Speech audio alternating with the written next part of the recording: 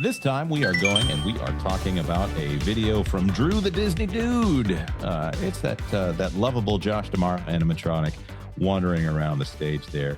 I actually do kind of like Josh D'Amaro, but thought I'd give him a little jab. He's got to be a little bit more smiley these days. Let's hear what his thoughts are on the Disco Yeti. It's unbelievable. Or the Yeti. It's crazy, like, right? So these are just things that people are passionate about. Get this massive crowd reaction, which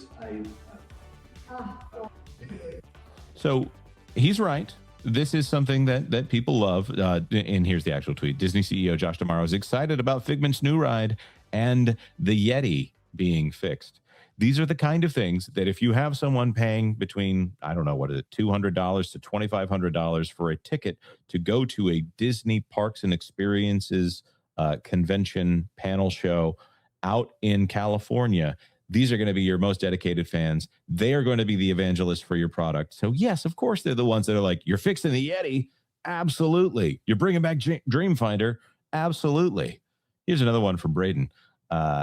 This one, the crowd excitement for Yeti and Dreamfinder functioned as a guest survey in real life. The CEO was there. The parks chairman was dropping the news. If they thought guest interest / ROI on these were marginal, the crowd proved to them that these characters are loved and important. And Thomas Maslam, this quote here being provided by Scott Gustin, said, one of the biggest roars during the Experiences Showcase came from the reanimation of the Yeti at Expedition Everest. The AA figure is being refreshed and repaired. Look at that fella. He looks scarier than the day I met him. Yes, exactly. It looks much scarier, actually. It looks like the scene, if going by the concept art, of course, that can change. It has been reworked a little bit too. Obviously, we see a little bit more lighting in this scene. We see some fog and maybe a redressing. That could be very, very cool. But I am kind of shocked that the CEO of the Walt Disney Company, that being Josh D'Amaro, who worked at the Parks Division for 30 plus years, would actually be surprised that this would be one of the largest roars from the crowd, going with the Yeti theme, of course. Yeah.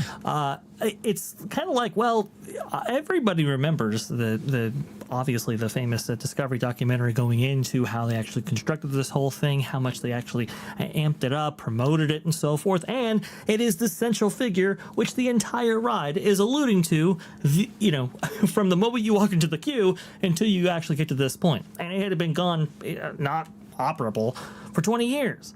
And it's kind of like, why are you shocked that this would be a big deal? This would be absolutely a huge deal because, I remember when Joe Rohde was like, I promise I will get that figure working. And then he retired. And it was like, oh, this is just never happening now, I guess. Man, so, that Yeti. Yeah, by the way, right. And I'm going to bring this up. I did get to see the Yeti while it was operational. That was I was not a fully grown person at that time, but I did get to ride Expedition Everest within the first year, within the first few weeks, I think. And I did see the Yeti fully operational. I did go into the mountain pass there, and then oops, I guess the track is destroyed. And that thing is magnificent and scary and wonderful while you're in a roller coaster.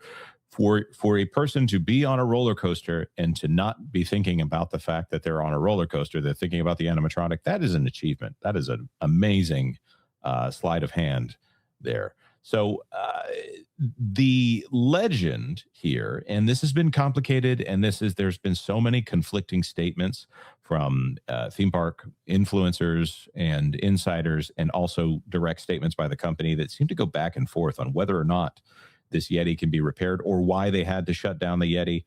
I think the going story, as I understand it, and Vash, feel free to correct me on this, is that the Yeti animatronic is so large that it is literally tied into the foundations of the ride, and moving that massive animatronic was actually causing some kind of cracks in the foundation. That was the going story for a very long time, and I believe there were some Disney sources that seemed to back that up or hint at that being true. And then some stories in more recent years said, no, that's not really the case. Vash, any insight you can give me would be fantastic. Yeah, I think it's a combination of the actual power of the mechanism itself and the weight involved. And basically, while it was active, it was essentially destroying itself, right? And maybe even doing damage to the mountain. But obviously, those are a little bit more unclear. But it's very clear, at least to me, that something with its design certainly went wrong, and obviously it was rendered inoperable, which is a shame. But as we were talking about before, this is what gave rise to the B mode discussion, right? And internally at Disney, this changed everything, Jonas. It was like, okay, if we are going to have a central figure like this, it needs to be obviously accessible, right? A way that we can actually work on it and operate on it and ensure that it actually works consistently. And in the case that it doesn't work, we need to have a legitimate B mode that is better than maybe a strobe light. And so we've seen that design implemented, like at Navi River Journey, for example, with the na way ah. We obviously know what happens when that figure goes down. There's a screen that is projected over it, and there you go. We've seen that with Kylo Ren over there at Rise of Resistance, etc. So now it becomes an issue of, okay, well, what is actually involved in actually getting this to work? And from the stories that we have heard, it means that there is, a surgical approach that needs to be made, but it is obviously very cost intensive and might actually see this coaster down for a period of time. Don't know how long that is, whether it's 3 months, 6 months, a year, etc. But it's in Animal Kingdom, and for a park that only has a couple of attractions, obviously that was a no-go for theme park operators. Now, on the precipice of maybe getting Tropical Americas with its new Encanto ride, and the reestablishment of Dinosaur in the form of Indiana Jones and the Myth of the Jade Serpent, I do believe, Mystery of the Jade Serpent. Anyways, now we can maybe take this right down. I know for a fact that you know what's going on in that ride. By the way, I bet that Carnotaurus is going to be transformed into a lizard, or a giant snake. Sorry. Yes, yeah. Exactly. I think that's probably the way it's going to go. I know during the presentation they actually said that, it's going to be a fantastic finale there, which makes me think, no boulder. Interesting. So it looks like it might be the actual serpent himself. We'll see. But for this figure right here, it is fantastic that they're looking at this and going, hey, we're going to go ahead and correct these issues. I will give Thomas Muslim and Josh Giamaro, all of that crew, tremendous credit in actually attacking this issue. And it does look like it's going to be a reanimation of this figure in some way, maybe using a different mechanism. We've heard that Bob Gurr had this idea of maybe making like a puppet thing, where it's kind of like a marionette almost. That could be very, very interesting. You certainly get a lot more motion than there is now. But how they're going to approach this, Jonas, is what has everybody talking.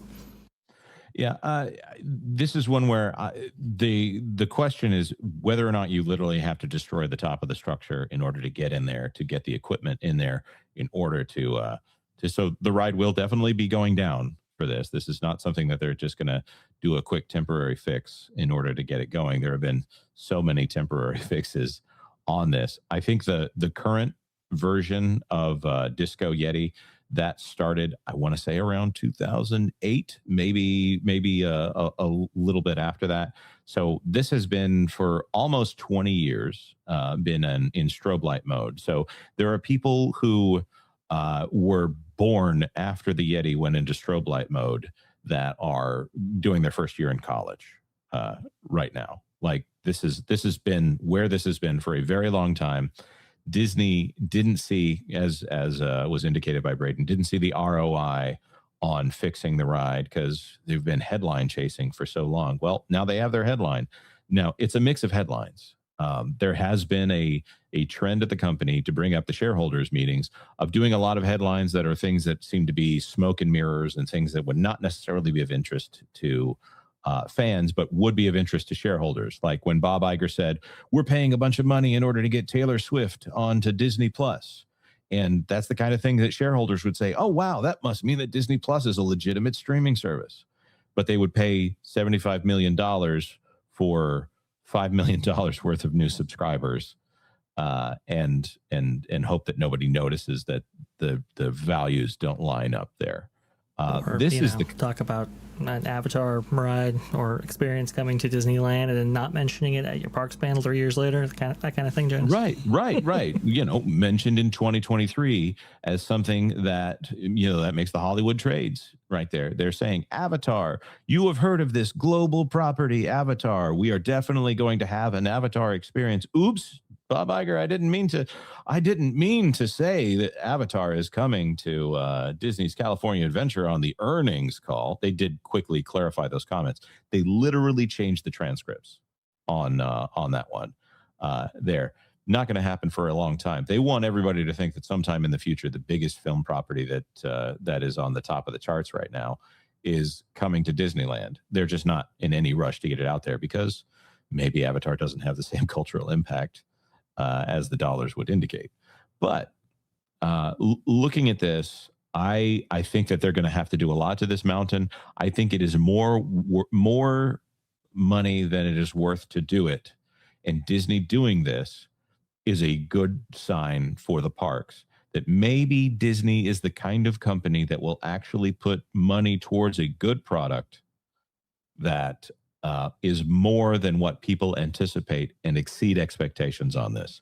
Maybe that's wishful thinking. Maybe that's seeing signs that are not there. But I hope that this is a sign of more things to come for Disney parks to finally bring back the value for ticket holders, because they ain't lowering prices anytime soon. Bash, you have anything else to say to wrap us up?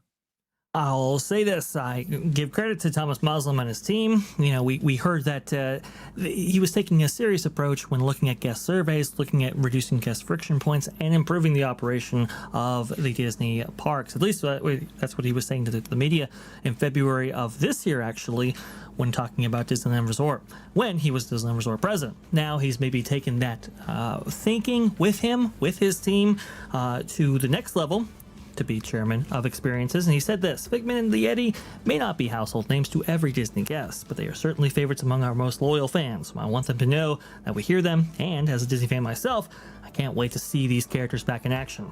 He's saying the right things, but as we've said before, words are cheap. Actions, like this one, might be an entirely different story. Thanks for watching That Park Plays News. For more information, consider checking out www.thatparkplace.com.